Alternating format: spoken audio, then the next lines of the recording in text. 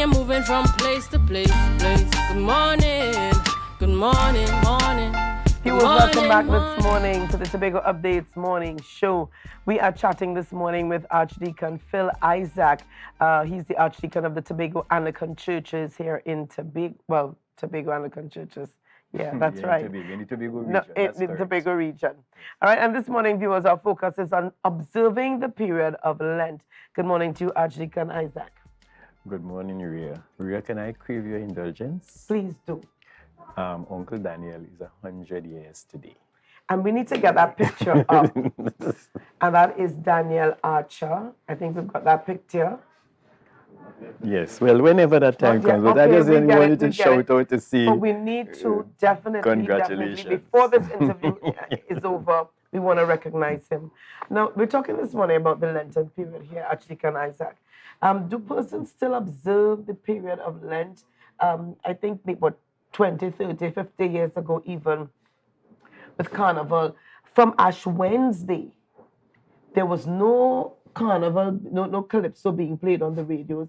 Persons went for ashes. There was a difference in culture. What happened before Carnival, leading up to Carnival, ended on Carnival Tuesday night. And with this, from the start of Wednesday morning, Ash Wednesday morning, there was a different persona. There was a different attitude and behavior. We've walked away. We've moved away from that. What has happened? Do persons still observe the period of Lent? Persons do observe Lent, and I can tell you, I can assure you that many persons engage in what I would call self-denial. All right? They would abstain from various things during the period of Lent. But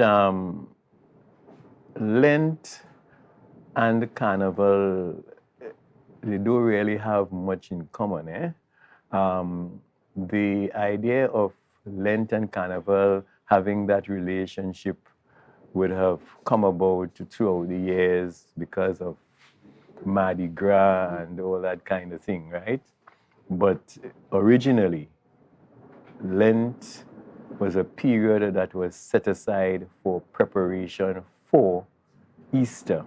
Mm-hmm. In fact, the very early church, and we're talking about like in the 325s and those times, right? Mm. The very early church prepared its candidates for baptism during and that time, 2 days of Lent.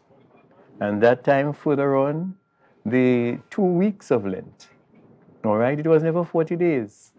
All right? The bishops and so forth had the time to go into retreat with the candidates, and they would be baptized for Easter, because Easter is a very high celebration. Right. Right? So that is what happened during Lent then. It wasn't until sometime later that they decided to observe the 40 days that Jesus spent in the desert. And to observe the 40 days that Jesus spent in the desert, there was a little hitch. Because Sunday cannot be a fast day, incidentally. You never knew that one. Why was that? Because Sunday is the weekly celebration of the resurrection. Jesus was raised on the first day of the week, and every first day of the week is seen as a cycle of a remembrance of the resurrection. So the church never kept Sunday or the first day of the week as a fast day. It is always a feast day. So this is why you have 47 days. You have the 40 days of Lent, and the 40 days, and then the Sundays. So that is why it comes back to Ash Wednesday. That's why it comes back to Wednesday. All right? But Wednesday starts that period when they are going to fast. And what they do, what the church does, the church goes into this solemn period, right? Where you remember who you are. Who are we? We are vulnerable, we are weak, and we are going to perish. Perish meaning that we're going to die anyway. And you try to prepare yourself quote unquote, for heaven. Some people, well, I wouldn't say some people, but I'm going to go down to the basics. When we start thinking about denial and what we deny ourselves, we remember Jesus in the desert. Mm-hmm. And Jesus was tempted. What was Jesus tempted with? He was tempted with pleasure. He was tempted with power. And he was tempted with possessions. All right? And those three are what make us human. We cannot escape having a desire for power. We cannot escape having a desire for possessions. We cannot escape having a desire for pleasure. All right? This is what makes us, or a part of what makes us human beings. Right? And this is why, for example, Satan used the opportunity to target those things with Jesus when he was in the desert. If you bow down and worship me. And all that. But I give you all that already belongs to you.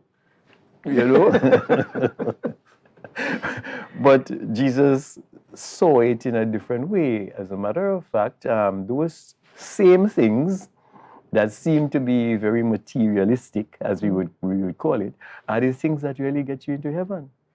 All right? If you manage them, if you handle them properly. There's a story in Luke. Yeah, there's a story in Luke which talks about the master going and leaving his steward to manage things. And what the steward did, the steward used to charge high prices and so forth. And when the steward realized that the master was coming back and he might be fired, he started to give back people their goods and their properties like mad. Why? Because he's now, and what Jesus used that parable to do is to say to us, listen, you must use the things that you have around you in order to get into heaven. And how do you do that? All right? It is by managing them properly, using them for the purposes for which they were created. In Matthew 25, yes, in Matthew, he talks about persons who would have seen him and they would have offered him a drink and, offered him clothing, offered him shelter and things like that.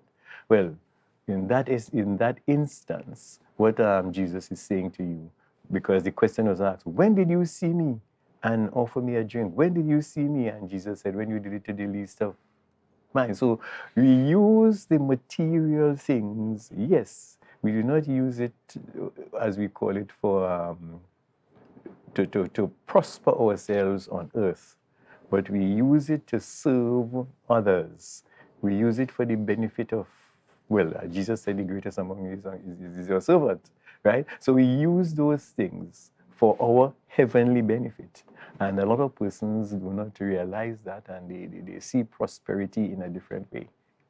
Definitely. Let's talk a little bit about how Lent is now observed. What is done? What's some of the practices? Well, the general practices, well, let me just sort of run back a little and I'll come forward. Okay. When I was a child, we had a little game we called Played Lent. All right? And if we caught you singing a calypso, right? Or we caught you using obscene language at that time or something, you get a little spanking, right? You used to walk around with a little fix or something like that to twitch the person. And that was it. It always reminded you. You always had that reminder there that now is the period of Lent and there are things that you must not do during Lent. All right? I mean, today, not that, let us say we are a little more aware because, all right, singing a calypso, there are so many calypsos that, the words of those, the lyrics of those calypsos are so uplifting and all this kind of thing. And they even turn on, they tell the message, the gospel message, right? I'm not just talking about, specifically gospel calypso. I'm saying about some normal calypsos. We're doing commentary and all these kinds of things, so that we know we are liberated beyond that. No, today people still They would stay away from alcohol. They would stay away, some people stay away from cigarettes, some people stay away from meat, some people even stay away from fish, all right? So this is what they would do as far as that is concerned. They would set up some denial cans or things like that, right? Wherever, let's suppose somebody decides to stay away, like the children stay away from sweets, we encourage them, okay, instead of eating sweets, put the money for the sweets in a little tin, all right, and make an offering to the church at the end of the period, whatever little it is, so that at least this is going to say to you, well, this was my period of denial and this is what I did, right? So that's how we really celebrate or observe. I rather say observe than celebrate, because it is something to observe rather than celebrate. Okay. These days. All right. So this still happens, and how does the church, what are some of the activities that the church would also have in observance of Lent? The church doesn't have any special activities in observance of Lent, but during that 40-day period, we come up with Palm Sunday. Palm Sunday, where we reenact the Jesus riding into Jerusalem. Then we come into Holy Week. We would go into the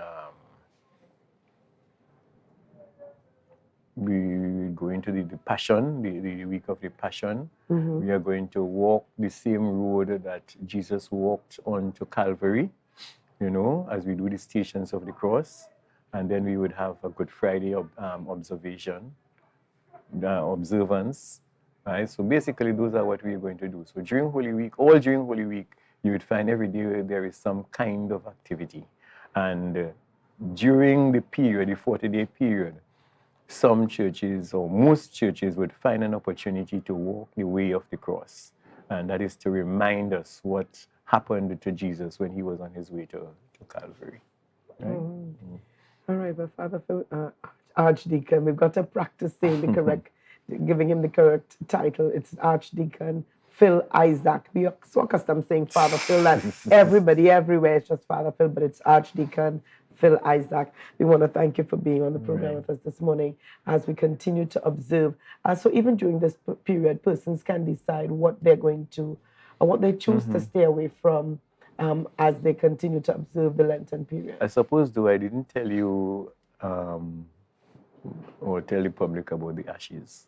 We get the ashes from burning the palm crosses that we use on Palm Sunday. And ashes would have been a mark of penitence, during the olden days. You remember that persons, when they go to fast, they would sit in sackcloth and ashes. Yeah, that was a long thing. And it reminds us, ashes also reminds us as to where we are going to go. Dust to dust, ashes to ashes. It reminds us of our mortality, and we are going to return there. All right? It reminds us that we need to repent before this life is over, right? When we face judgment. And while we rejoice in Jesus' coming, we regret that our lives really made it necessary for him to come. Definitely. Thank you again for chatting with us on this issue. We've got a couple of birthdays. We've got a couple of birthdays before we wrap things up. We'll get the twins. Let's do the twins. We've got twin sisters, Adija and Adele, who celebrated their birthdays yesterday, their 9th birthdays yesterday, Adija and Adele, from their mom and their sisters. With love, Adija and Adele. Okay, so congratulations to you guys. Trust that you had a great one. And this is the man himself. And I want, Archdeacon, you've got some things you want to say here. Well, I mean, this is a man who, what I can say about him, he worked on the port, he was a fisherman, he was a benefactor, so many things about this Uncle Daniel here, right? And Daniel Archer, all right? Definitely. And there's him in all his glory. And that is him a couple of days ago, all right? He's 100 years today. And, I would like to say congratulations to him and to all the supporters who are there with him. All right. And the information that I have here is that he's also known as Slow Joe or Pa Joe. Slow Joe or Pa Joe.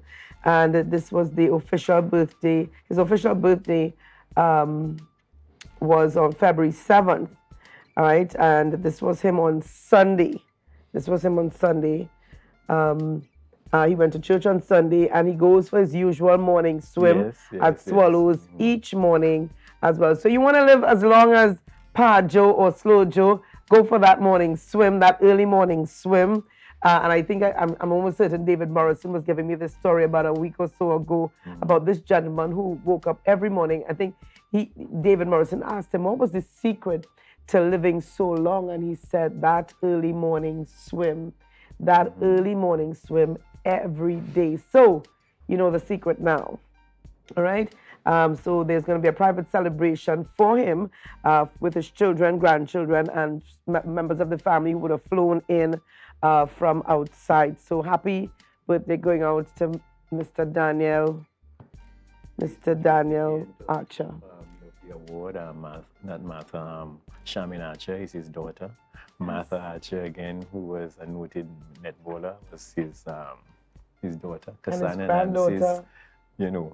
So he has really put out a very good crop as well. But I like what you said, if he put out a very good crop, he has certainly put out a very good crop. I'm going to leave it there. I don't know where Archie gets, but I like the term. Julian would have loved this one. All right. Well, thank you so much for viewing us this morning, viewers. We've got lots more coming up on the Tobago Updates morning show. In fact, former Assemblyman